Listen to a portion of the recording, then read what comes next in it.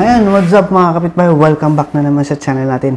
For today's video mga kapitbahay, mayroon tayong isang katanungan ng ating subscriber na sasagutin na naman. Okay, so konting kaalaman na naman tayo mga kapitbahay. Ayan, ang katanungan po niya is, pwede nga ba daw mag-LACP or mag-link aggregation dito sa ating pfSense? Pwede nga ba natin i-link aggregate yung port ng pfSense natin at saka papunta dun sa mga main switch natin or sa mga core switch natin.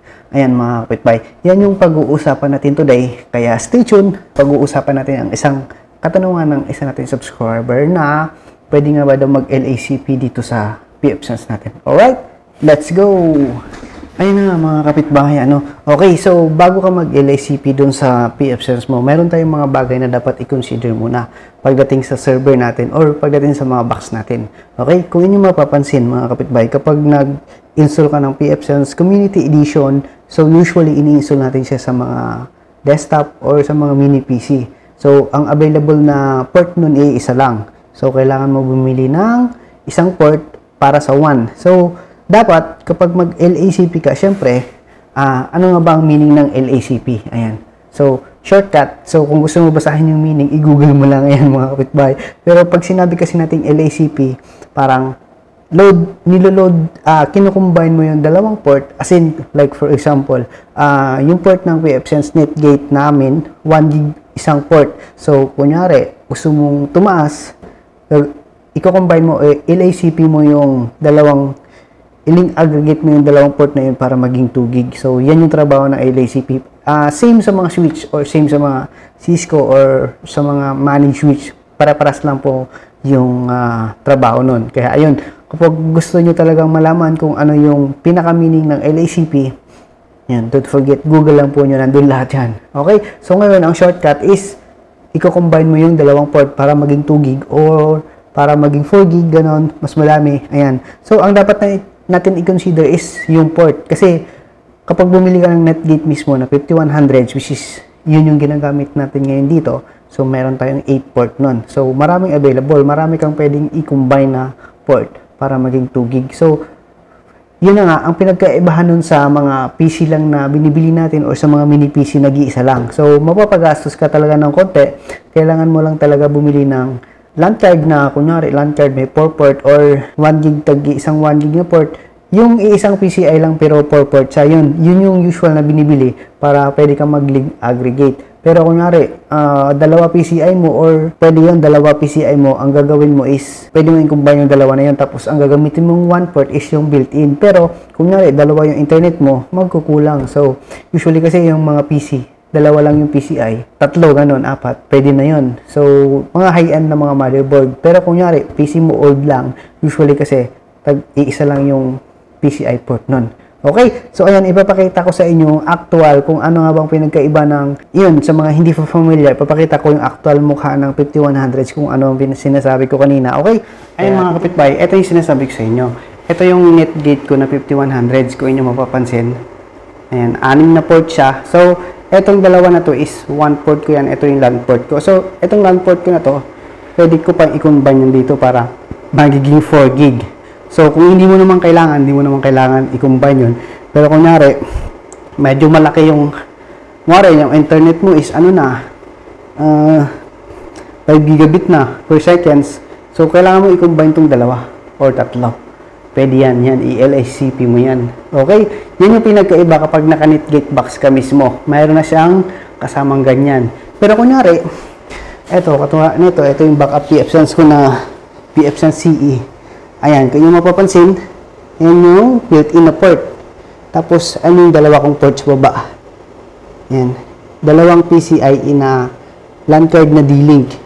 Ayan. Pero, meron namang nabibili na PCI na sa isang PCIe, 4 na yan, 4 gig na. So, pwede kayong bumili ng ganun. Medyo may kamahalan lang na konti, pero afford naman yun. Yun yung pinagkakaiba po niya. Okay? So, ano nga ba ang mangyayari? Kunyari, yung 4 na port mo to is i-LACP ko to. Ito, isang bagay pa to na kailangan nyo i-consider. Dapat, pag nag-LACP ka, kumari, i-combine mo tong tatlong port na to ng pfSense. Kailangan, ang managed switch mo or yung core switch mo is compatible, kailangan may features din siya na pwedeng mag-link aggregation. For example, itong HP ko na to, mayroon to. Hindi ko lang siyang nilink aggregate dito sa LAN ko kasi no need mo naman, di pa naman kailangan.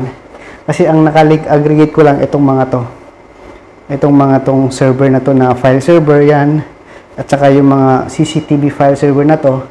Nakalink, dalawa yung port niya, nagka-combine. Tapos naka-LACP dito sa core switch ko. Para ang bato ng data smooth kahit hindi siya mako-congest kasi siyempre 2 gig so goods na yun. So ayan yung sinasabi ko na kailangan nyo pang i-consider na isa. Kailangan yung switch nyo is capable din na for LACP tapos para ma-combine mo siya rito sa pfSense. Okay, so kunwari ang switch mo is hindi siya compatible as LACP, useless hindi gagana kapag naka-LACP dito, tapos doon sa core switch mo, hindi naman compatible, so wala rin. Hindi kasi yung pwede paghiwalayin kasi malilito or magko-conflict. Diba? Malilito si LACP, so ano niya dadalhin, parang may explanation kasi doon pero hindi pwede, na-try ko na yon, hindi siya nag-work na mabuti. Ayun, so let's go, pupunta tayo sa pfSense natin. Ipapakita ko sa inyo kung paano nga ba mag-basic configure ng LACP doon mismo sa loob ng pfSense. So, dito naman sa switch, napakadali lang naman nun, mag-LACP, enable, disable lang. Usually, yung mga ganong switch, o tulad nito, yung mga TP-Link, D-Link, or Aruba, o iba pang switch, maliban sa Cisco, napakadali lang mag-LACP dito. Okay? So, pupunta tayo ngayon sa pfSense natin, ipapakita ko sa inyo kung saan banda ron para ma-enable mo LACP mo. Okay? Let's go! Ayan mga kapitbahay, ito yung ating pfSense, ito yung production pfSense natin, ayan, working lahat yan. Okay, running yan ngayon. Okay, so ano nga bang unang-una dapat na i-consider mo kapag nag-install ka ng LACP dito sa pfSense? Okay, so ito mga kapitbahay, punta ka lang dito sa interface, ayan, interface assignment, tapos ayan, production to kasi mga kapitbahay kaya may mga ganyan. Okay, so ang unang-unang isipin nyo mga kapitbahay, once na yung isang port is naka-assign na dito, kung nga rin naka-assign na siya dito, kapag nag-add ka ng LACP mamaya, hindi mo na siya makikita, hindi mo na siya ma-add kasi nga naka-assign na siya sa iba. So, ang mangyayari ngayon, kung nga rin yung pfSense mo is production niya, tapos gusto mo siyang gawin ng link aggregation, ang kailangan mong gawin is, kailangan mo to i-disable. Kailangan, pag gumawa ka, is dapat yung production mo is naka-stop. Like, kunyari, linggo. Kasi, automatic, i-delete mo tong LAN na to kasi papalitan mo siya. So, hindi mo siya pwedeng gawin kapag ongoing ang office or ongoing yung production. Okay?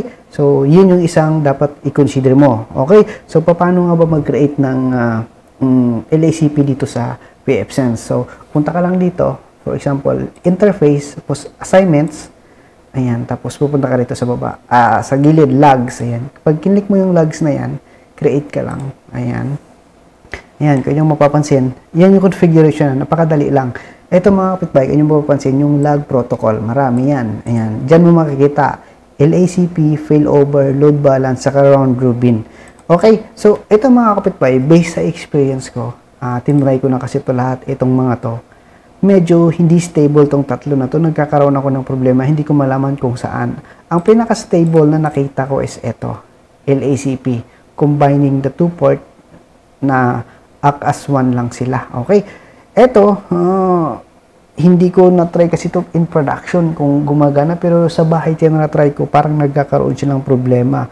Pero recommended ko sa inyo, LACP kung gusto mo talaga in-combine ang dalawang port para tumaas. Okay? So, dagdag kaalaman mga kapitbahay.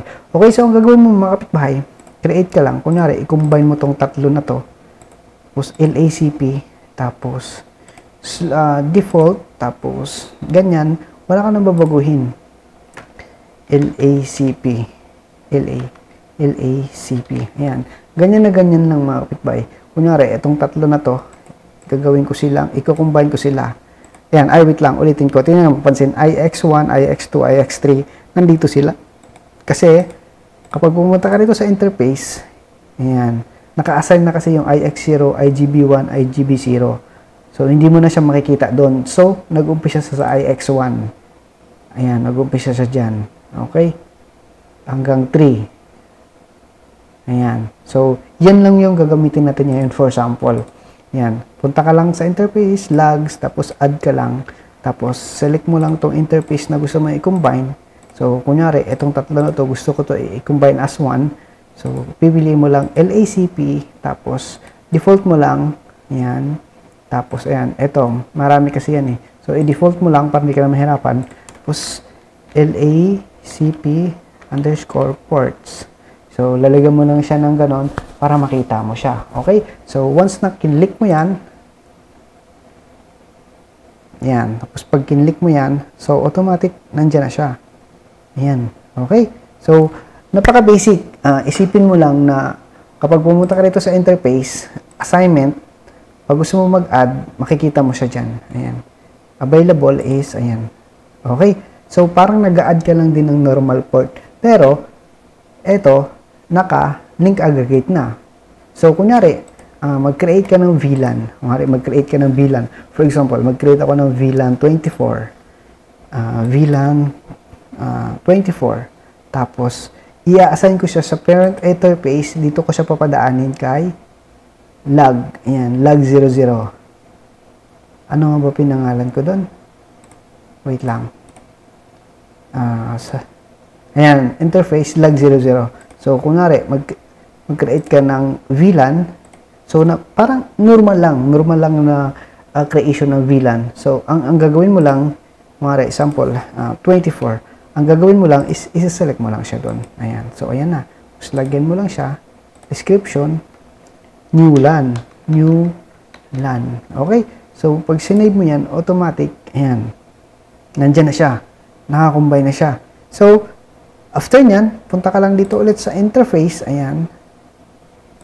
Tapos, i-add mo lang siya. Ayan. Available network. Ayan. Add mo lang siya. So, nandyan na siya. So, palitan mo lang LACP LAN ports. Yan.